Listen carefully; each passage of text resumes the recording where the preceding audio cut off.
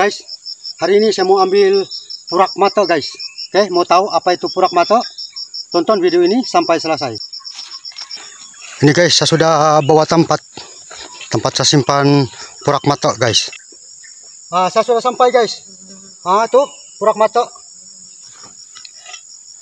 Ini dia purak mata guys. Oh, ternyata cendawan guys. Nah, oke, saya mau petik guys. Mau petik biar sedikit, tapi belilah guys. Ini tidak dibeli guys. Nah,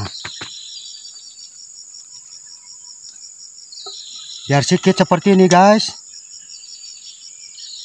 Harga 20 ringgit mungkin ada. Lumayan lah. Seperti inilah guys. Selesai sudah saya petik guys. Ini dia hasilnya. Oke guys, apapun terima kasih yang sudah menonton. Assalamualaikum dan jumpa lagi. Mantap guys.